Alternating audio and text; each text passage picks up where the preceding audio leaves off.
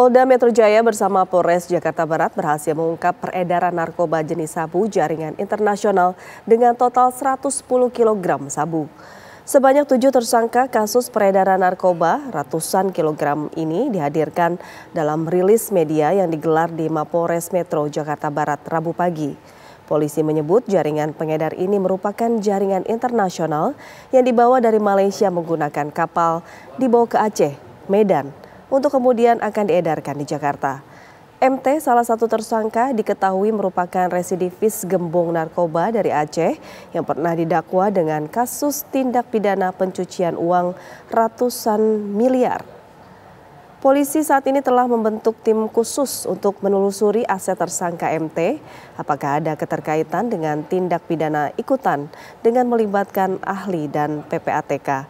Polisi menegaskan akan menerapkan pasal tindak pidana pencucian uang jika dalam penyidikan lanjutan ditemukan aset-aset yang terindikasi hasil dari penjualan narkoba.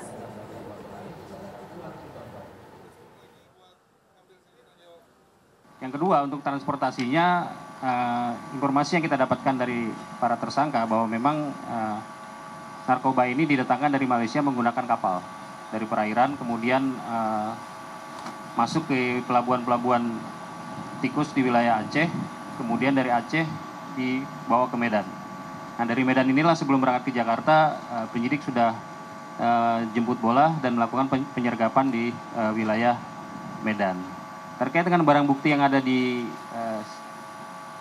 sebelah kanan kita, bahwa ini adalah kendaraan yang digunakan pada saat mereka melakukan transaksi narkoba.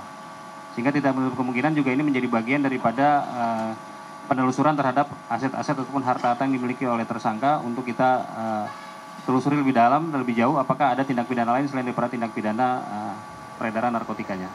Untuk mengetahui perkembangan seputar pengungkapan kasus ratusan kilo narkoba jenis sabu, kita sudah terhubung dengan rekan reporter TV One Adia Anwari di Polres Jakarta Barat. Adia, silakan. Baik, selamat siang Yomi dan juga pemirsa TV One. Memang pagi tadi sudah digelar konferensi pers tindak pidana narkotika berjenis sabu. Ini ada 110 kg yang tadi juga sempat diperlihatkan dalam konferensi pers yang mulai pada pukul 10 pagi tadi. Tadi juga konferensi pers dipimpin oleh Kapolres Jakbar, Kombes Pol M. Syahdudi beserta dengan Wakapolresnya yakni AKBP Sarli Solu.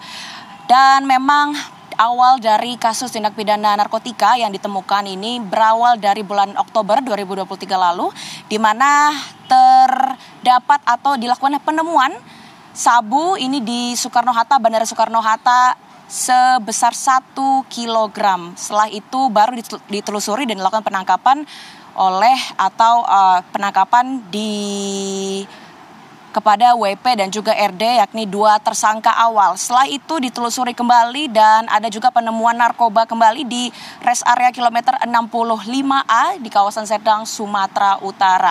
Dari sini juga kemudian ditangkap 2 tersangka lainnya yakni dengan inisial SE dan juga AN. Setelah dilakukan interogasi, kedua tersangka akhirnya mengaku bahwa adanya gudang penyimpanan narkotika di salah satu perumahan klaster yang berletak di Kota Medan, Sumatera Utara.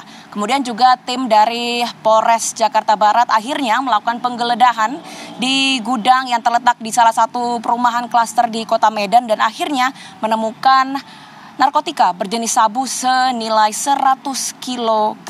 Setelah itu kemudian ditangkap 2 tersangka lainnya yakni dengan inisial MR dan juga MT yang merupakan residivis TPPU narkotika. Memang MT ini juga pernah ditangkap pada tahun 2019 lalu dan juga sempat ditahan, kemudian juga sempat dipidana dan telah mengembalikan harta begitu ataupun dana senilai 142 miliar dan kemudian kemarin sempat akhirnya ditangkap lagi. Terakhir ada tersangka dengan inisial ML yang ini ditangkap di lokasi Ciracas, Jakarta Timur. Hingga saat ini memang tim narkotika dan juga tim khusus dari Polres Jakarta Barat masih menelusuri apakah masih ada jaringan lain yang ini kemudian bekerja sama dengan 7 tersangka yang tadi dihadirkan, dan apakah jaringan tersebut berasal dari Malaysia karena memang dari 90% pengiriman narkotika dari luar negeri yakni dari Malaysia ke Indonesia 90%-nya melalui perjalanan